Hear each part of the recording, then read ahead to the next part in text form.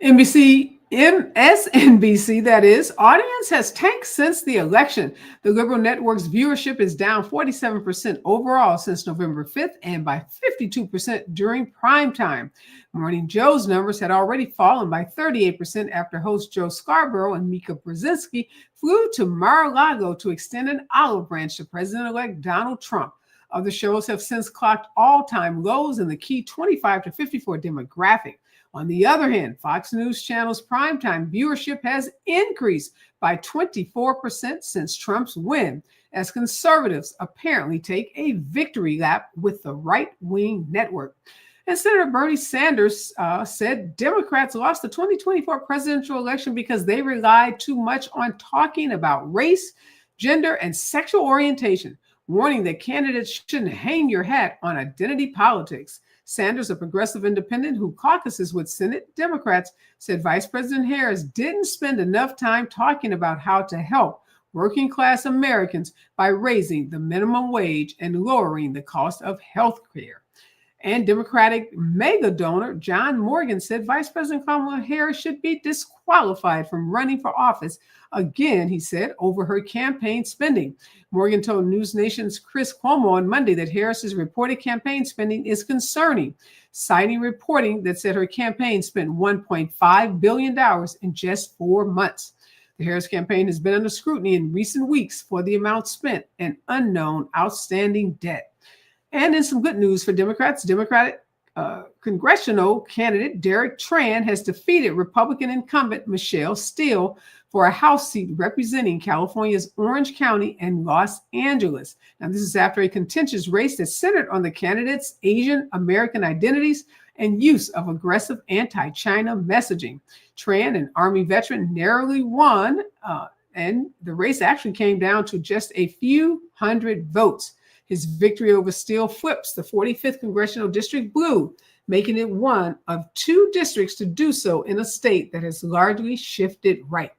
And Donald Trump said Elon Musk and Vivek Ramaswamy would recommend major cuts to the federal government in his administration. That meant many public employees knew that their jobs could be on the chopping block. Well, in a midst of the flurry of his daily missives, Musk reposted 2 X posts that revealed the names and titles of people holding 4 relatively obscure climate-related government positions.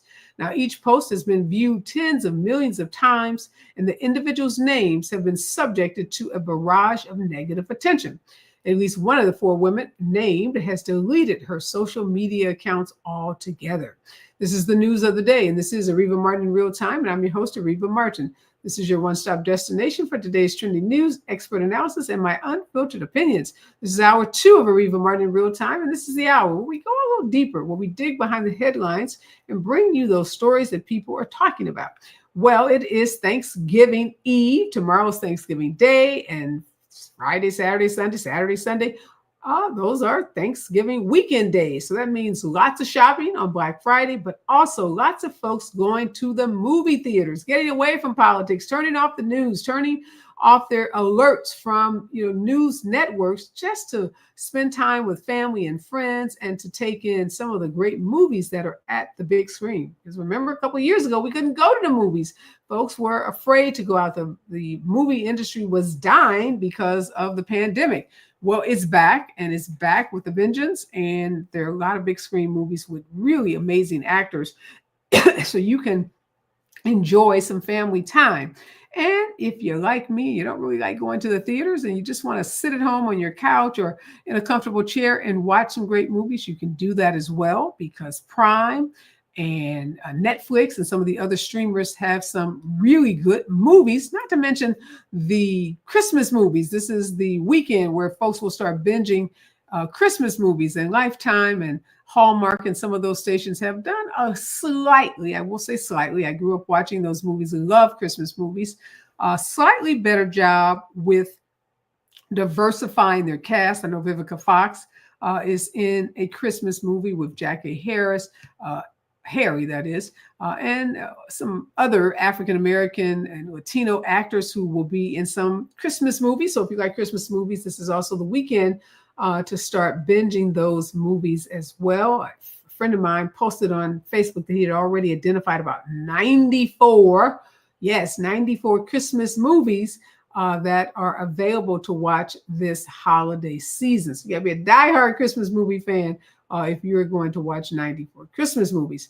But in this hour, we're going to be focused on movies primarily involving African-American leads and cast, because there's some great movies that fit that category. So when we come forward, Reggie Ponder, resident film critic and expert, is here, and Kathia Woods. She's the founder and creator of cupofsoulshow.com. She's also a film critic. She wrote a really interesting piece critiquing Wicked. That's one of the big blockbuster movies out this weekend, along with Gladiator 2. Rob Peace is on Netflix. Piano Lesson is on Netflix. So we got a lot of movies to talk about, because there's a lot of great entertainment that you can take advantage of this holiday weekend. So when we come forward, Reggie and Kathia help us make some informed choices about the movies we watch this weekend. Stay with us, KBLA Talk 1580, when we come forward. You're listening to Areva Martin in real time on KBLA Talk 1580. KBLA Talk 1580. We've got a lot to talk about. KBLA Talk 1580, connecting you with services and solutions. LA County's new Justice Care and Opportunities Department, or JCOD, is here to support justice-involved individuals and their families. The JCOD Support Center is now taking calls at 1-833-LACJCOD. That's 1-833-522-5263. Available 7 days a week from 6 a.m. to 11 p.m., the Support Center is your one-stop shop for re-entry issues and court support. They offer court reminders, connections to local services, transportation assistance for housing, court appearances, and childcare. The JCOD hotline provides personalized help to connect you with services that you need. And don't forget to check out justiceconnect.org for more information. Remember, it's free and available every day at 1-833-522-5263. This is a community call to action from KBLA Talk 1580. We're not just a thermometer recording and broadcasting popular opinion. We aim to be a thermostat, transforming the conversation about climate justice in our community. This is KBLA Talk 1580. Do you lay awake at night worrying about what to buy everyone on your holiday list? Yeah, it's stressful. And half the time you don't even get the right thing. Well, Skechers is here for a holiday rescue with hands-free Skechers slip-ins, the right gift for everyone on your list. Think about it. People love their shoes. And once they try hands-free Skechers slip-ins, it takes that love to a whole new level. Why? Because with hands-free Skechers slip-ins, you just step into them and they're on. There's no bending down, no touching your shoes, no retying laces. Plus, Skechers slip-ins are perfect for everyone. Moms, dads, grandparents, kids, friends, coworkers. Just sneak into their closet, get their shoe size, and you're good to go. Plus, they come in everyone's favorite styles and colors, from sneakers to casual shoes, even winter boots. And they look so stylish, and they're the most comfortable shoes they'll ever wear. So, this season, save time, quit your worrying, and get everyone on your list hands-free Skechers slip-ins. Holiday crisis averted. Now go get some rest. Find them for the holidays at a Skechers store, Skechers.com, or wherever stylish footwear is sold. Lena Bloom for the Bail Project. Imagine you're stuck in a jail cell and you can't afford bail, and someone offers you a way out. Just plead guilty and you can go home and kiss your kids goodnight. What do? What thousands have. You plead guilty whether you are or not. Cash bail makes poverty a crime. That's why the Bail Project helps those who can't afford it while fighting to end cash bail. Because freedom should be free. Brought to you by the Ad Council.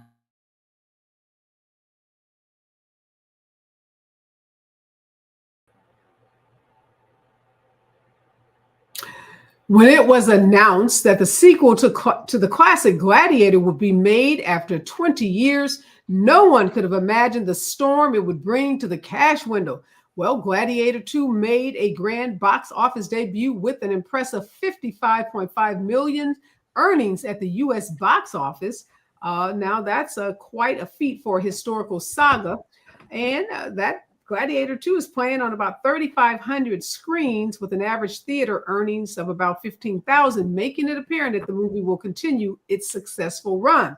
But if you think that's a lot of money, Ariana Grande finally makes a comeback, but this time she chooses to act instead of singing, and she's winning too because Wicked is reigning at the box office with a whopping 114 million in its debut week. So there a lot of money being made at the theater with these big movies involving these really incredible superstars. And here to help us make sense of it is Reggie Ponder and Kathia Woods, both film critics. Welcome back, Reggie. Always a pleasure to see you, my friend. And welcome, Kathia, to the show. Robert is saying Gladiator 2, only 55 million, Reggie. Is that number right? Is something off? Or help Robert understand why that's a pretty good number for Gladiator 2.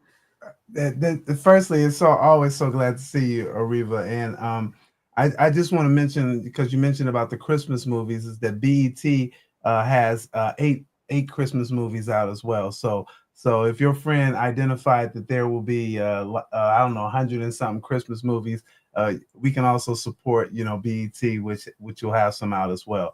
As it relates to the box office, it's always who you go up against, and Wicked is a juggernaut.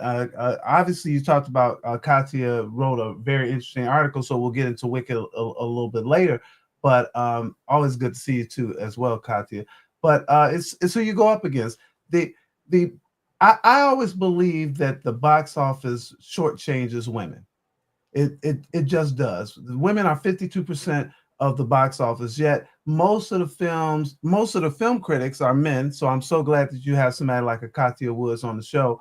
And us men, we be trying to tell y'all what to go watch. Be like, oh, this is a good movie. This is the one to see or whatever. So no, I think that Gladiator did exactly what is exactly where it should be. That 55 million is a lot. It actually does help at the box office.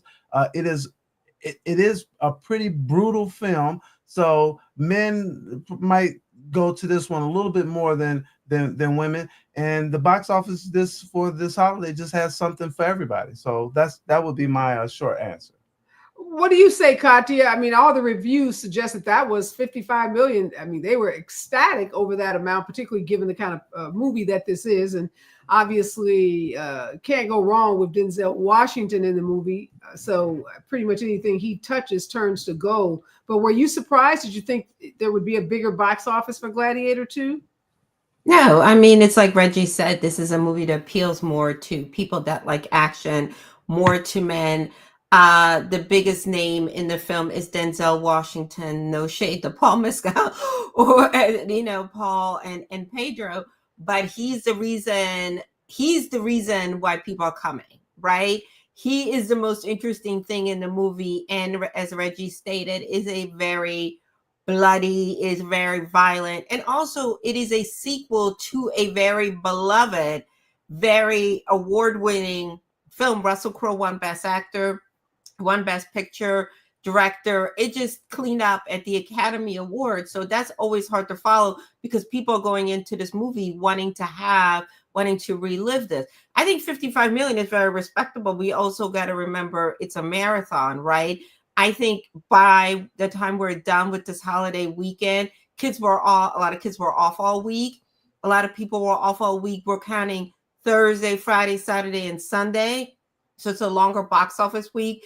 It will have made, I think by the time we're done with this weekend, it will have made back its initial investment, and then everything else will be bonus, which is always really good, but I think that's very respectable. I mean, it's crazy that we are saying 55 million. I mean, it's just insane, and that 55 million is not good money, but kudos also for Paramount for having the cojones to go up against Wicked. You have a lot of studios that play this game, right?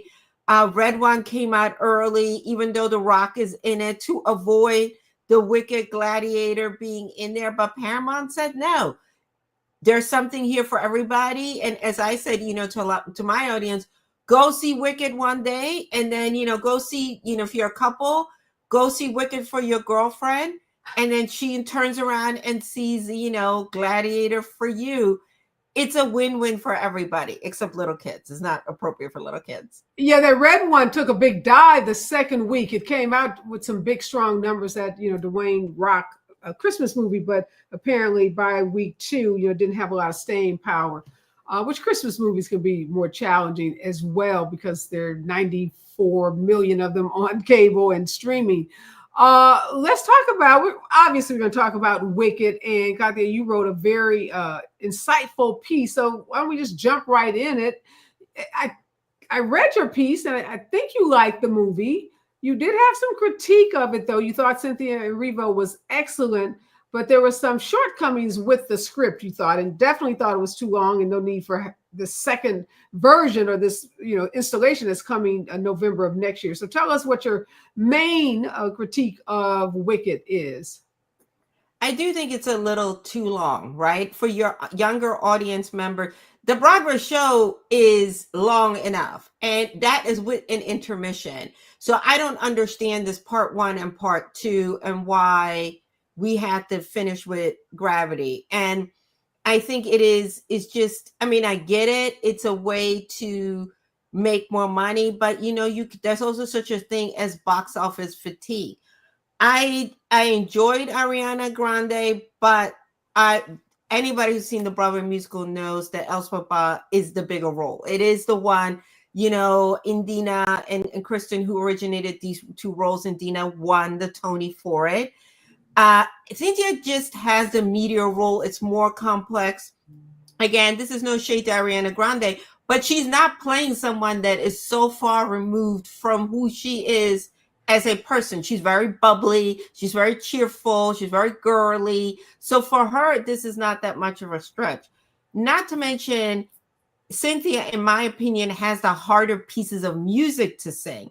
And I say this all the time. If you've ever seen Cynthia Erivo in person, I am 5'6". I am an average height girl. She is shorter. She's maybe like 5'1", 5'2". It is astounding to understand that this little petite woman has got this voice that just goes, and it's effortless. It's not like, sometimes when you go into the higher register, you get a little, you get that. Not with her. She goes from lower to higher and higher. And just the fact that she sang live while doing all these twirls and being on this broom and all this other stuff, I just think this is her moment. This is her film. Everybody else is just in it to kind of like fill out the rest of the storyline.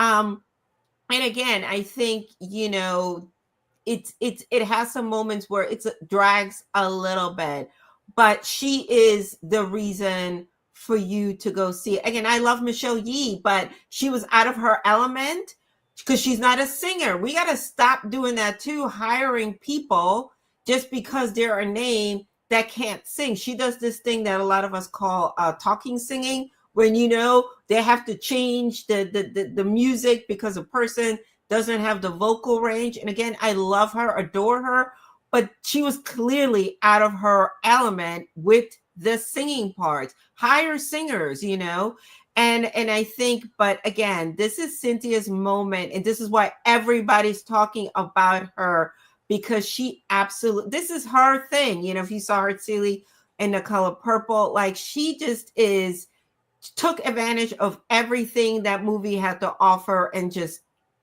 killed it. Well, obviously, Katya loves Cynthia Erivo. She loves the role that she plays in this movie. What about you, Reggie? I did hear some critique. Some folks were disappointed that it didn't follow or track as well to the Broadway production. And that happens when you take something to the big screen. But there's also been some critique about the way Cynthia and Ariana have been doing these interviews, their press tour. Some weird comments about them holding hands and giggling. Is any of that distracting from what Katya has described as this really good movie? So a couple of things. First, I disagree with Katya about Michelle Yeoh, because I respect her opinion about having someone who can sing, but I also think that when we're talking to little kids, that diversity matters, and that somebody like her will bring people to the box office, but it also brings a bit of diversity that I think we have to see on the big screen. We just can't see African Americans on the big screen. So I love her, and because I love her, I'm like, no, Katia don't know what she's talking about. Anyway, the thing about this the press, they're together giggling, and they have formed this great bond and friendship. Get over it. Just get over it. I just think it's much to do about nothing. Personally, I think that we always find a way, and this is probably me because I have 6 sisters, two daughters, and a wife. I just think we always try to find a way to say something negative about women succeeding. These 2 women are doing really well. They did really well in this piece. I think Katia is right as she says that the media part goes to Cynthia Erivo, but I think that Ariana Grande holds her own and for the parts that she has, and I think she does well. I also think that the messages in this film are very, very important. And the big one that I came out with is this whole message of being an individual, of being different, and that being different is not bad. It's actually good. It's really interesting how the bad people make the good stuff bad, and we're seeing that in real life, by the way. But it's interesting how the bad people make the good stuff bad, and the good people can't make the bad stuff bad. They can't, for some reason, they can't do that. So in this one, she ends up, obviously being the wicked witch when she's the one that's trying to stand up and be the stand-up person. So I like the messages. I like the story. I like the casting overall. I think that's good. I think this other stuff is just absolute nonsense. And I went to see it today because I was out of the country. So I went to see it today, and there were so many parents, men parents, in fact, fathers bringing their daughters to the movie dressed up to see this film. This film is going to do really, really well this weekend. It was beautiful to see fathers. It made me think about my 2 girls that I would have actually have done that. So that would be my thought on that, Areva. So this is kind of our Barbie, right? Where girls were dressing up with their friends and their moms going to see Barbie. It feels like it's having that same impact on the culture. Did you see that coming, Katia? Was that all part of the planning of this, that it would take on this kind of own persona, and that people would dress in costumes, and that they would come to the theater in the same way we saw girls, just go Barbie crazy? Yes, I mean the theater, the Broadway play is so beloved. It's literally still selling out in New York. When it travels, it does insane numbers. There are people that know the soundtrack, right? I mean, I feel that way about Lion King the musical. I know the soundtrack. I know the different things about the different shows. I've seen that show multiple times. So I feel the same way. So I get it. You know what I mean? This is also, I feel like right now we need things in our lives that are positive, right? We need a little time out from the cray, as I like to say. And this movie allows you to be in and have community, right? For a lot of people that feel disenfranchised, especially girls that are a little nerdy, that aren't the most popular, that don't look a certain way, don't sound a certain way, they see themselves in her. And this is a great way to have escapism. So I think in that way, I mean, I do agree with Reggie. The costumes, like one thing you cannot deny about this, the costumes are insane. I saw them way back in April at CinemaCon. They had a beautiful display. I mean, everything, even the stuff that Cynthia wears, like if you really hone in, it's not just black. They don't have it like in a black curtain. It's detailed in embroidery. It's very fitted. To see a dark-skinned Black woman, yes, she's green in the movie, but she's wearing braids. I wear my hair in braids. A lot of young Black girls wear braids. It's just a lot of positivity in that. And I think it's like the salve that we need with everything going on. No, it's a great point. I mean, the story, and she's been talking a lot about that. Some of the press interviews, you get past the critique about, their girl romance and their closeness that they've developed. A lot of conversations about how inspiring this is, as you said, for young girls and young boys too, that aren't as popular, see themselves as outsiders, that they really see themselves in her role, and gives a lot of kids a lot of confidence. I want to talk about some stuff on Netflix, on Prime, on streaming sites. Not everybody's going to the theater this weekend. A lot of folks will be at home with some time on their hand, not tuning into politics, not tuning into the news. And two of the movies that I just watched, A Piano Lesson, that is the whole Denzel family production, Reggie. So it's not, you won't see Denzel acting in Piano Lesson, but his fingerprints are all over it, and his voice is there because his son, John David, sounds so much like his dad. His walk, his mannerisms. I mean, it's Denzel, and his other son is Malcolm, is directing the movie. His daughter has a role in it. His wife has a role. This is a pretty big piece. This is a commitment that Denzel made in terms of August Wilson's plays, bringing them to the big screen. So we'll talk about Piano Lesson and this other movie, Rob Peace, that I just stumbled on. A really interesting movie as well. So we got a lot more to talk about when we come forward. Stay with us, KBLA Talk 1580. More of Areva Martin in real time when we come forward.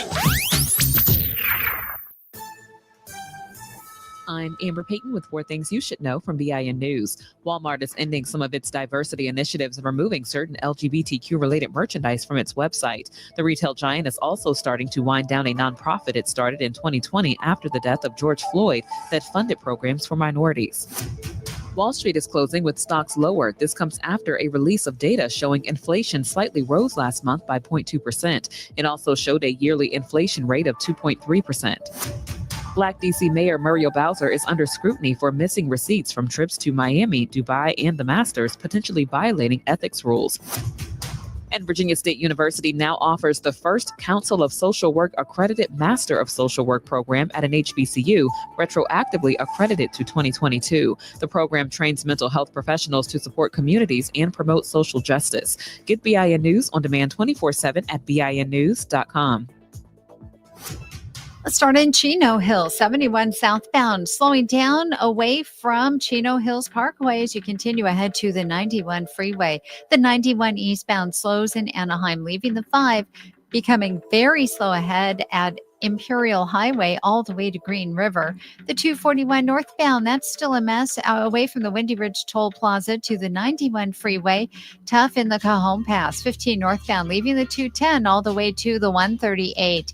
And the drive is crawling along out of Tahunga, 210 westbound. We're seeing delays here away from Latuna Canyon Road and stretches to the 5. Some people just know you could save money on car insurance by checking Allstate first. Those people are probably saving a carload of cash right now. So what are you waiting for? Check Allstate first for a quote today. You're in good hands with Allstate. This is the KBLA Sports Minute with Ray Richardson. Congratulations to Tennessee State football coach Eddie George. George was named Coach of the Year in the Big South Ohio Valley Conference. The NFL Hall of Fame running back is in his 4th season at the HBCU school.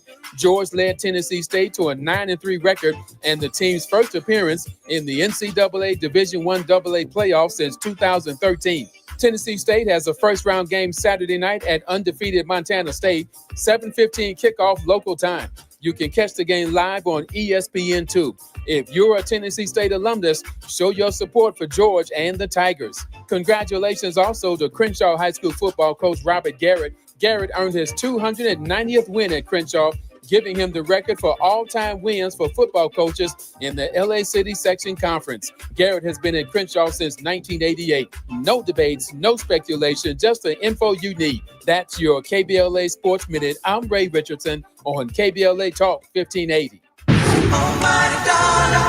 Are you an entrepreneur looking to take your business to new heights? KBLA Talk 1580 is your partner in success. Every day, we celebrate and elevate Black-owned businesses across our community. Our KBLA SMB Marketplace currently features The Cookie Dip, Bad Ash Bakes, Hair Concoction, Higher Education Accreditation Consulting, LACC Radiology Technology Department, and Malik Books. Your business deserves to be heard. Let KBLA Talk 1580 amplify your voice and connect you with our powerful community of listeners. Email smb@kbla1580.com today. That's smb@kbla1580.com. At KBLA Talk 1580, we've got your black.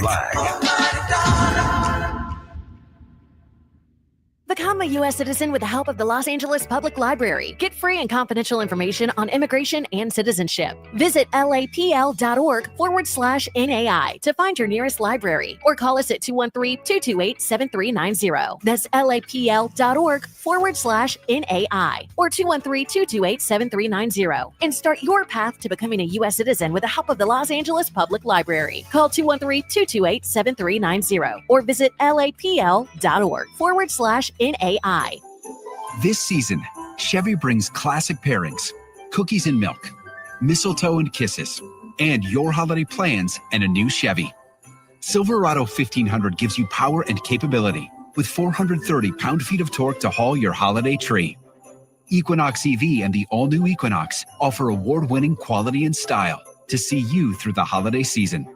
See why Chevy makes everything better and brighter. Chevrolet. Together, let's drive. Hear that? That's the sound of your life. Perfectly imperfect. Beating in rhythm to the world you've created. But every time you drive after drinking, music gets drowned out. Your life sounds pretty great. Don't let a buzz ruin it. Buzz driving is drunk driving. Don't drive buzzed. A message from NHTSA and the Ad Council.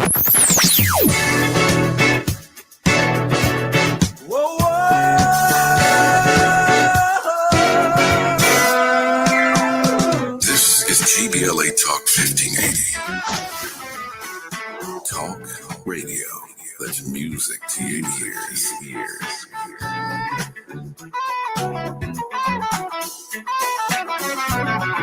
We're unapologetically progressive. KBLA Talk 1580.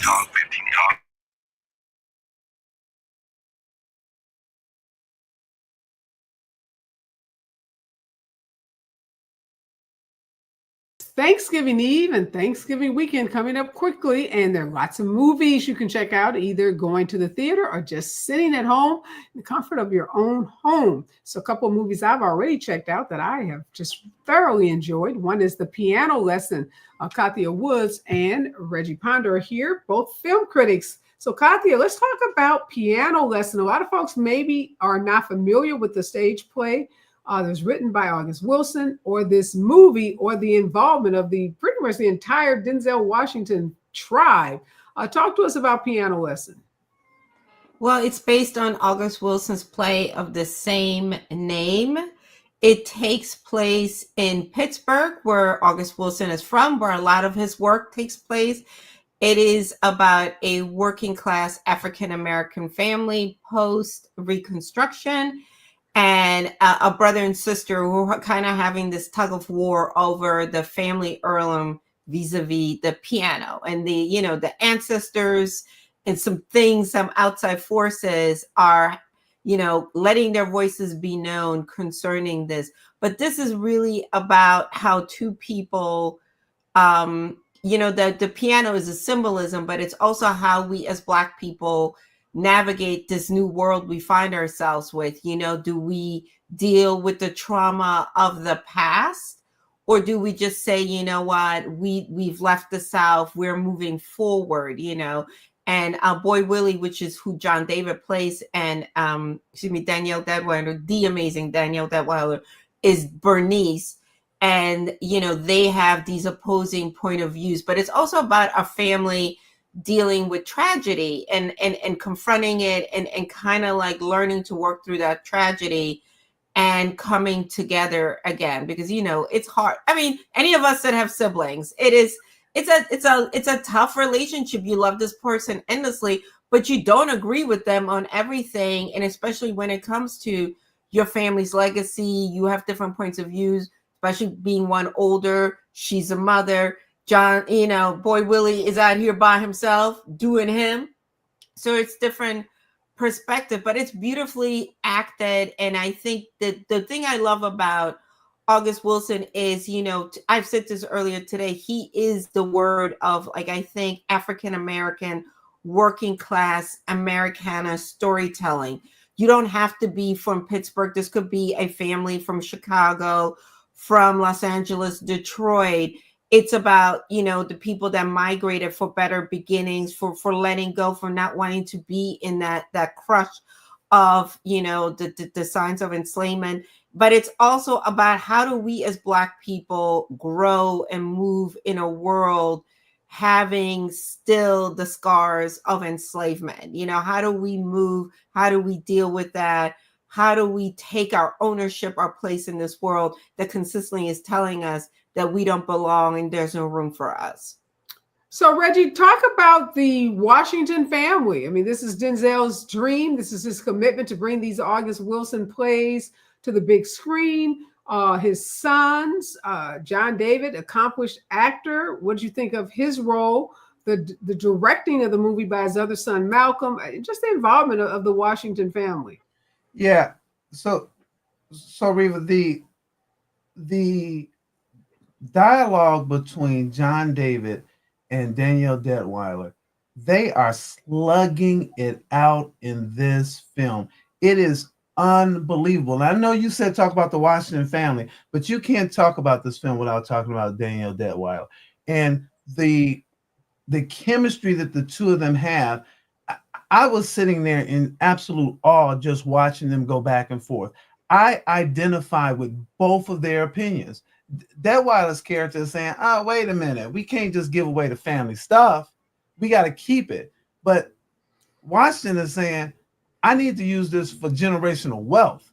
This is going to help." And both points of view honor the ancestors. Both points of view honor the ancestors. So I'm enthralled with that. But then you throw the rest of this cast on here.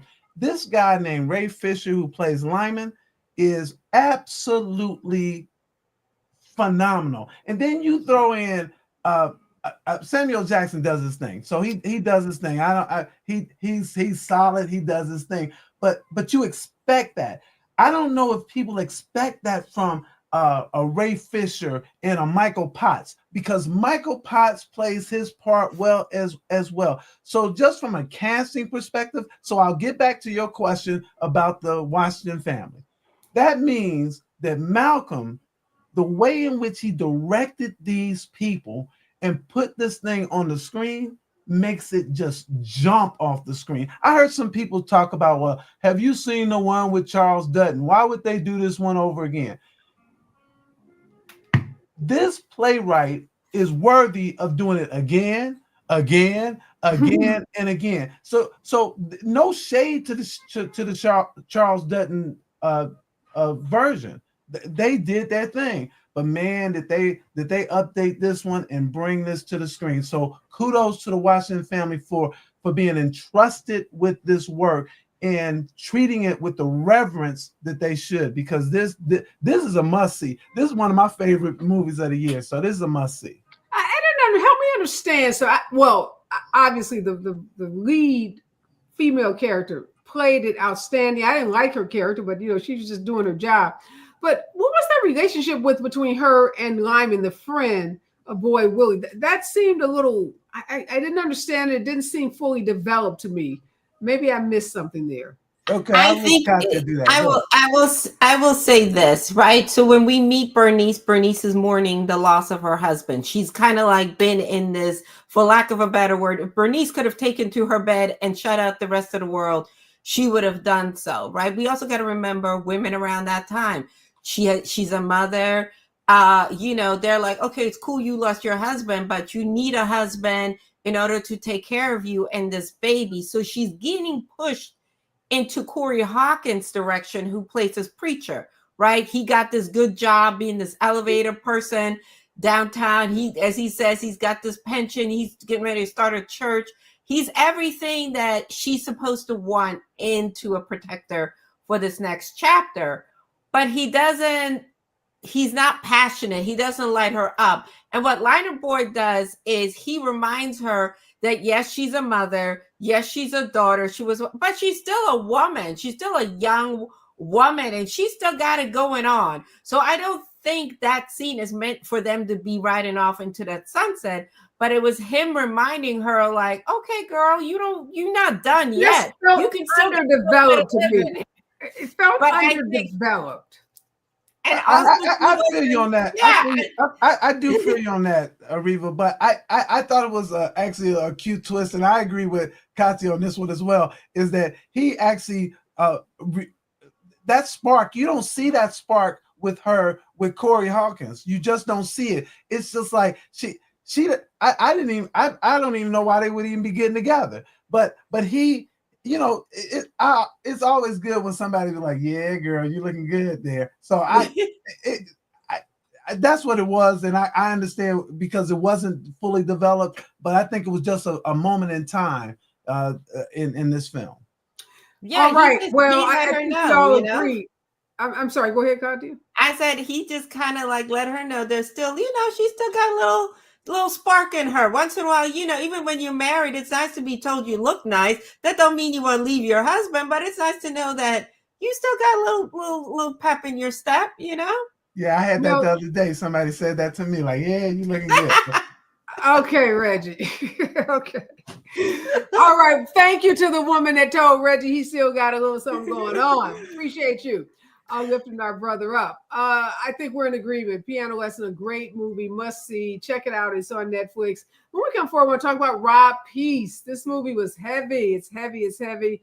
Great movie, but I don't know. I don't know if this is the movie you want to spend the weekend watching. Just make sure you're ready for some serious emotions. When we come forward, more about the movies that hopefully you'll get a chance to see during this holiday weekend. Stay with us, KBLA Talk 1580. You're listening to Areva Martin in real time on KBLA Talk 1580. Did you know that streaming music, ebooks, audiobooks, movies, and more is available for free from the Los Angeles Public Library? With your library card, you can access the latest music and movies, audiobooks and ebooks, graphic novels, comic books, magazines, and more. If you don't have a library card and live in the city of Los Angeles, you can get a digital card online for free. Check it out at lapl.org/emedia. That's lapl.org/emedia. With reported hate crimes rising in recent years, California has responded through outreach efforts across state government and in collaboration with community-based organizations for the launch of CA versus Hate. This non-emergency multilingual hate crime and incident reporting hotline provides an anonymous reporting option for victims and witnesses of hate acts reported in 15 different languages through the online portal and in over 200 languages when calling the hotline. Report anonymously by calling 833-866-4283, Monday through Friday from 9 a.m. to 6 p.m. or online at any time at cavshate.org. Climate justice, climate equity, climate resilience. By any other name, we demand environmental justice in 2024 and beyond. We're KBLA Talk 1580, and we don't black down.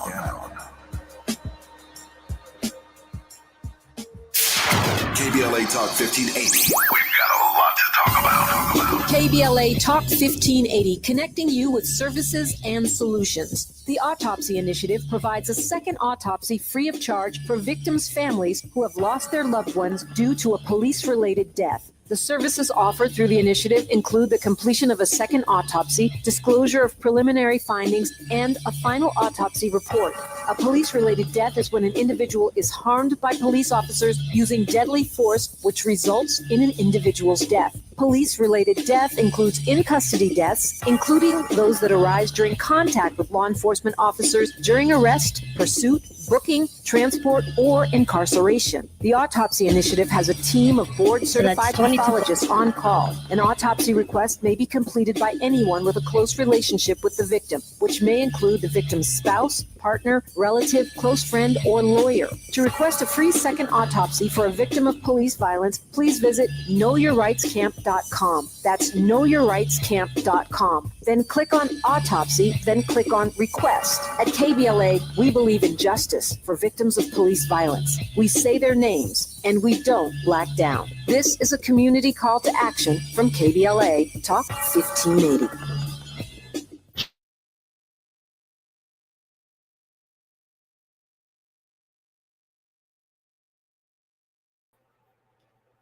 All right, Reggie, Rob Peace seems like a movie you would love. Have you seen it? What do you think about it? And I don't. Again, I thought the trailer was a little misleading, and the movie ended up being something different than what I expected. Okay, I don't remember the trailer, but I do remember the movie, and it's interesting your comment about is that one that you want to watch this weekend. I mean, I don't want to even say it's a tough watch, but it's a serious movie. A tough watch to me is one that you probably like, nah, I just can't watch that. This is not that, but it's not like one of those that you're gonna walk out of the theater or walk out of your house and say, oh man, that was a fun movie to watch. It's really it chronicles the story of Rob Peace, who is played by Jay Will, and he has a very, very promising future, but unfortunately is tethered to his father, who's been sentenced to life in prison for murder that he claims that he didn't commit.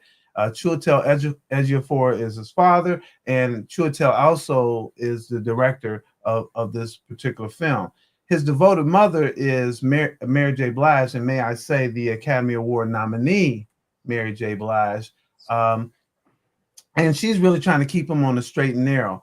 But because Rob is so invested in his father, he's going to risk everything that he has to get his father's freedom. So Rob ends up going to an Ivy League school, made it in there after all this hardship and all of that stuff. But now he has to make a decision. Is he going to forsake his family, particularly his father, or is he going to honor his mother and stay on the straight and narrow? He doesn't stay on the straight and narrow, and it actually starts to cause him some problems. This is a tragic story because it's a true story. I think that the acting in this is really good. The story is extremely interesting, and it's tragic. Yeah, what do you make, Kathy? Like I said, I guess what I mean about the trailer, I thought the movie was really we'd see more of the son fighting in court and fighting to get his dad out of prison. I didn't expect the father to die halfway through the movie, and then it's the son dealing with the aftermath of that death and the guilt, and still trying to make his way through this tough background that he grew up in. So I think that's what it was a little misleading. But I did not see this coming in terms of this brilliant scientist who had the potential to cure cancer. He's getting his a science degree from Yale undergraduate, getting ready to apply to graduate school to become this renowned scientist. And, tragically, something happens to him at the end of the movie. We won't say exactly what that is, but that's what threw me off. Again, I thought it was going to be this kind of a legal journey for this son getting his dad out of prison, or trying to get his dad out of prison, Katya. I mean, I think, is it a movie that I would tell people to watch over this holiday weekend? No. Maybe you might want to see some other time. But I think, these things are always tough to watch because it's based on a real life story. So it's not like you can tweak it and make it a little bit more palatable. But I think at the heart that people have to remember looking at it, it costs money to fight the system. The reason why certain people can overcome the system, it's not because they're better people. They just have access to more resources. And even if you look at the work that Brian Stevenson does, that still is, a lot of it is donation and him getting the financial support for them to be able to fight these cases, to have things opened up. You need experts, medical examiners. And I think that's the thing that's most tragic, is that this young man thinks the only way that he can help his father is by doing this because he needs the cash flow in order to be able to do so. So therefore, almost jeopardizing his life and, ending up at the very place he's trying to get his father out of. I think that's the biggest tragedy in order to be, to have justice. I think that's the thing that keeps staying with you when someone has everything to do everything right, but, the finances are causing them to have one foot in the streets and the other one in the classroom. And what's interesting on this, Areva, is that the movie actually does more than just simply tells Rob Peace's story. It actually invites the viewer to understand his choices. And while we may on the outside judge those choices, Katia just kind of framed it in a way that says, I don't know if you can really to judge, but at least try to understand how he came to do what he did and why he did that. And it really does beg the question, what would you do for family? How far will you go for family? And well, that question is actually posed by the white friend. He says, like, when he learns that Rob Peace's dad is in jail and they're having this conversation, he's like, wow, you're doing all of this for your dad. And Rob Peace asked him, like, wouldn't you do this for your dad? So there's that moment where the question is really posed. I think all of us have to answer. I think I understood that. I don't know if I would agree with you all on the second part of the movie where he's making some bad choices. I think I'm gonna give you on the first part when he's in college and he starts selling marijuana because he's trying to help his dad. But remember, in the second part, when he goes back to selling marijuana, dad is dead, isn't he? If I'm remembering correctly. I mean, it's also like you have to, and again, I'm not justifying it, right? But I think we kind of have to pull it all the way back, right?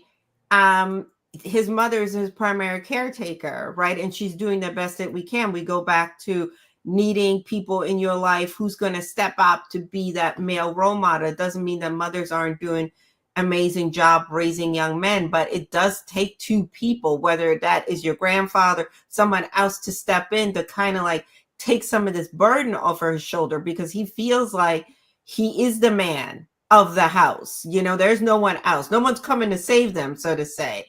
So again, I'm not defending it, but I do think that we have to look at all the steps that lead to him feeling like he has no other option. And then also being like, how do I, when you go to college, I was lucky enough. I mean, even though I worked, I had some family support. A lot of people go to these places and it's highly competitive and it's all these other things. You don't have support. You're figuring it out on the job.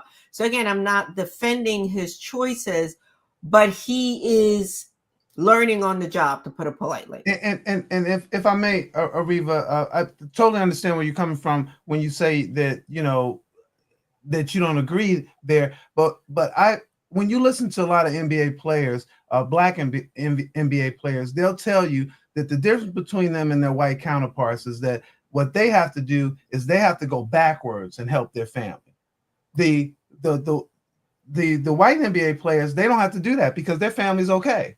So this cultural thing of, again, I'm not saying it's right, but it is true, is that you're like, well, I feel an obligation to go back. I can say right, but Reggie, the go-to, and I look, all of us very shared experiences, I'm sure, on some level. But his go-to in this movie was, let me go and deal drugs. And like I said, I think when he does it the second time, he's not doing it to help his dad because his dad has died. He's in this real estate deal and the market falls out. Right. But here's what I'm saying to that is that when you see that that's a way that you can succeed, that you see that, oh, okay, I was able to do something there. I'm not saying that that's the right way to go, but you're saying, okay, I need to do this, I need to do that. Katia even laid that out. Is that all these things I got to do for college, all the things I got to do for my mom.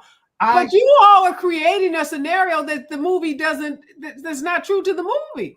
By the time he goes back, he's 32 years old. I don't think he's out of college. I don't think that's.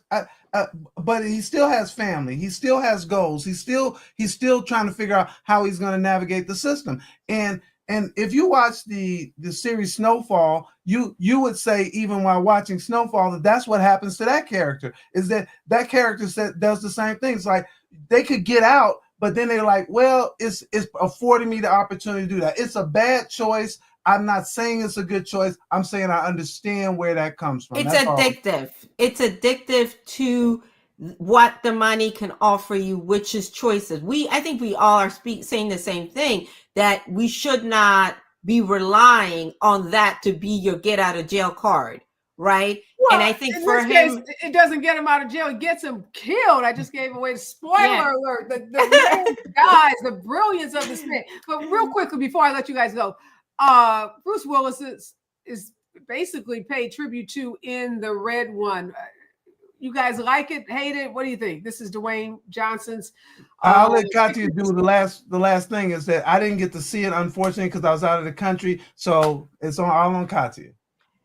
I listen, Die Hard is a classic. I like The Rock, but when he's the producer and all these different hats, it goes a little south sometimes. And in this particular case, that's a lot of money. $200 million is a lot of money that was spent on this movie. And at some point, it went really south. And that's what happened with this. And the intent might have been there, but this ain't no Die Hard. That's the best way I can put it. Well, on that note, Katia, great way to end this hour. You both have been phenomenal. Folks had a lot to think about, a lot of choices to make this weekend as they try to get some rest and relaxation and family time in. Happy Thanksgiving to both of you, and thank you for joining me. Next voice that you hear will be the Raw Report right here on KBLA Talk 1580. Have a wonderful, wonderful Thanksgiving. We will be back live on Friday. Which is an increase of 9.4% over the previous year. The family of A.J. Owens, a black mother killed in Florida, launched a fund aiming to raise $20 million in 10 years to